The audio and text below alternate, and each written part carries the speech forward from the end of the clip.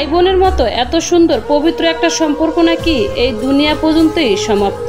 এই কথাটা শোনার পর থেকে বুকের ভিতরটা কেঁপে উঠলো। হ্যালো এভরিওয়ান, আসসালামু আলাইকুম। সবাই কেমন আছেন? আলহামদুলিল্লাহ, আল্লাহর রহমতে আমি ভালো আছি। আশা করি আপনারাও সবাই ভালো আছেন। যে যেখান থেকে ভিডিওটা দেখবেন, ভালো লাগলে লাইক কমেন্ট শেয়ার করে সাথে থাকবেন। তো যাই হোক, চলে আসলাম অনেকদিন পরে একটা ডেইলি ব্লগ নিয়ে। আমার এই ভিডিওগুলো অনেকদিন ধরে করা আছে, কিন্তু আমি এডিট করার সময়ের অভাবে দিতে পারিনি।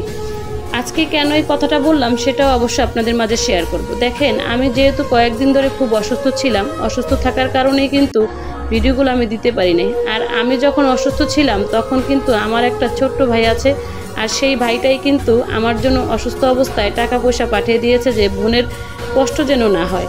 আর এই কথাটা সেজন্যই বললাম যে আসলে ভাই বোনের সম্পর্কটা এত মধুর একটা সম্পর্ক, সেই সম্পর্কটা নাকি দুনিয়া পর্যন্তই আমাদের সমাপ্তি।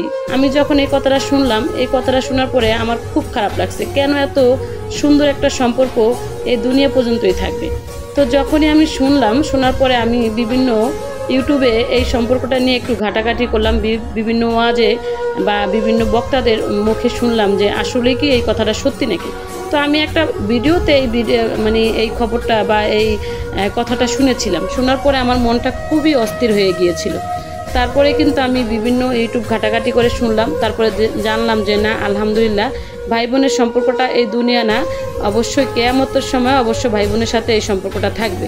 তো এই জাল হাদিসটা যারা বের করেছে বা যারা প্রচার করেছে, আল্লাহ তাদেরকে হেদায়েত করুক। অনেক সময় অনেক ভুয়া হাদিসও ফেসবুকে এবং কি ইউটিউবে এখন প্রচার করে।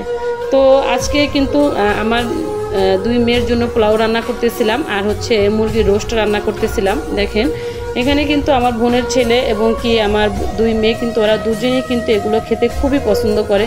তো ওদের জন্য আজকে পোলাও আর হচ্ছে মুরগির রোস্ট, সাথে ছিল আমার ভাইয়ের পাঠানো টাকা দিয়ে কিন্তু গরুর গোস্ত কিনেছি।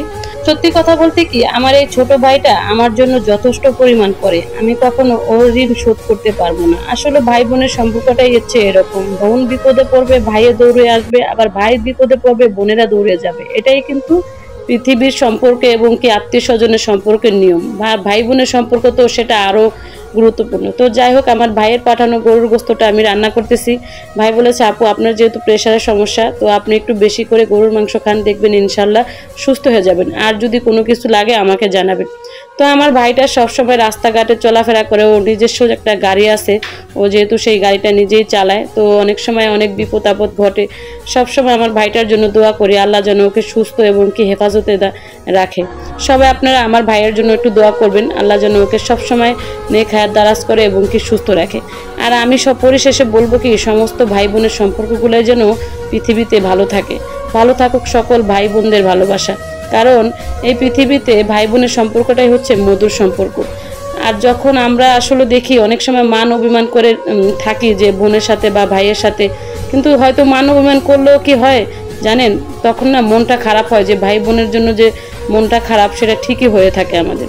তো যাই হোক, আজকে এই কথাটা শুনে আমার অনেক খারাপ লাগলো। তো সেই কথাটাই আপনাদের মাঝে তুলে ধরলাম। বিকেলবেলা বোন আবার একটু জিলাপি নিয়ে আসছে, সেই জিলাপিগুলো কিন্তু খেতে খুব ভালো লাগছিল। আর এই চিকন চিকন জিলাপিগুলো কিন্তু খুবই টেস্টি হয় খেতে।